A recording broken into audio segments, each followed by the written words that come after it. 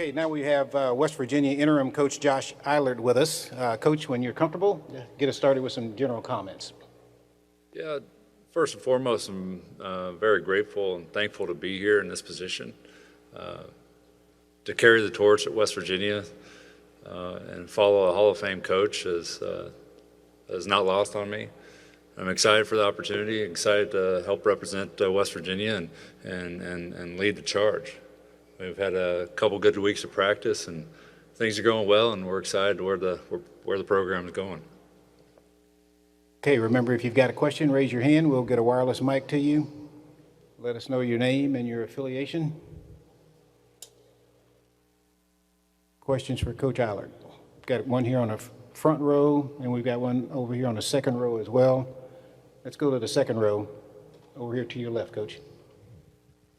Nathan Gies, Lubbock Avalanche Journal, has been kind of a whirlwind for you, just how everything transpired. How have you kind of settled in now that you know where you're going and what you kind of need to get done at this point now? You know, we're practicing now, so it's this summer was a whirlwind, and we had a lot of distractions and trying to keep everybody with their head down and focused on what the goal was. You know, midsummer we didn't have 5 or 6 guys on our roster, and we had to keep those guys and that foundation together, and we had to figure out how we build and move on each and every day. But waters have calmed down, but now it's just in time for, you know, practice is, you know, heating up, and we're halfway through the preseason, and we're a couple weeks away from our first competition. So we're excited, we're eager. I think we got a great group with a lot of chemistry, and it's building each and every day, and that's been at the forefront of you know, building this culture and this program and getting it where we need to go to be very competitive in this league.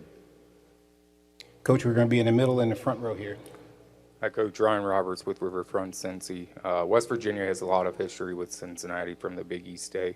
What does that natural rivalry in terms of proximity do, and how has DeMar Johnson been since you've taken over?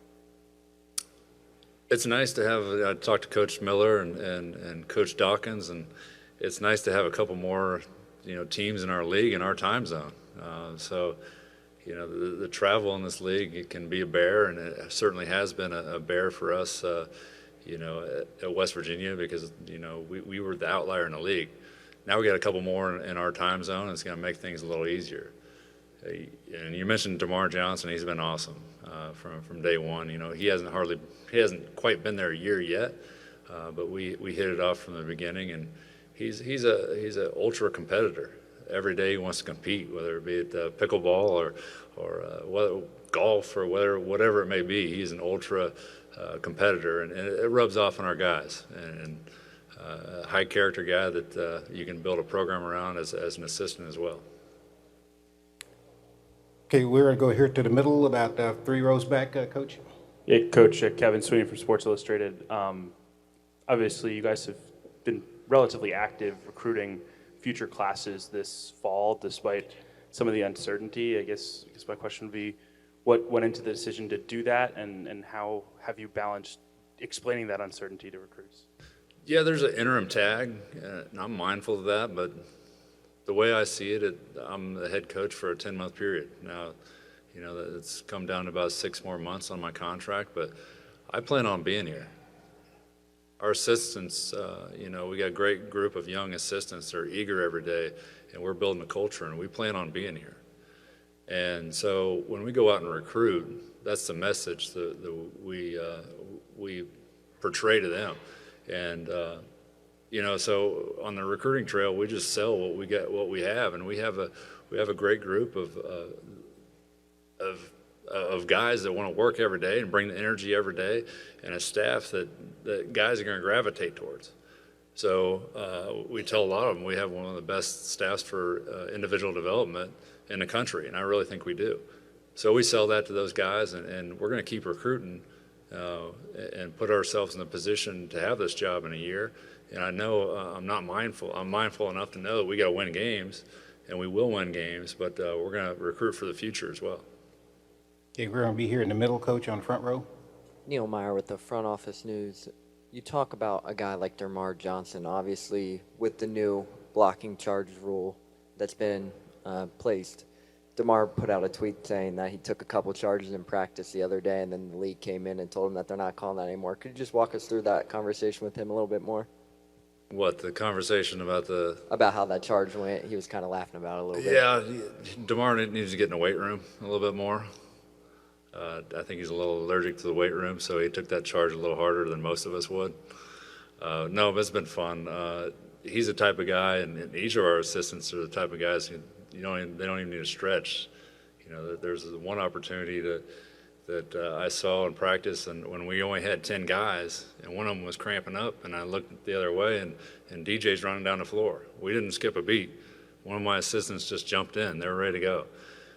And that's part of having a young group of guys that are ready to go and excited to, play the game.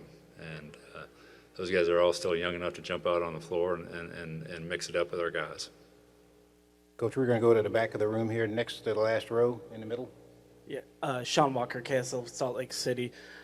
Coach, you've been around this program a little bit long enough that you were part of West Virginia's program in the athletic department, I guess, when they made the transition to this league. You touched on the 4 newcomers and everything. If you had any advice to those teams to give them transitioning to the Big 12, what would it be, just about kind of joining the conference and making your way in, style of play, geography, whatever that may be? You got to manage your rest. That would be the biggest advice I have, especially in January, February, on those short nights and those long trips. There's so many times we got home at 5 or 6 in the morning, and you turn around and you're playing 2 days later. So it's a game within a game. Managing your rest, managing your travel, making sure you're doing right by your guys, because as a coaching staff, if you feel it and you're worn down, just think about your guys and how they feel, because they're the ones competing night in and night out. Any more questions for Coach Eilert?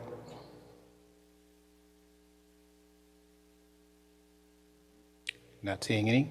Thank you, Coach. Thank you.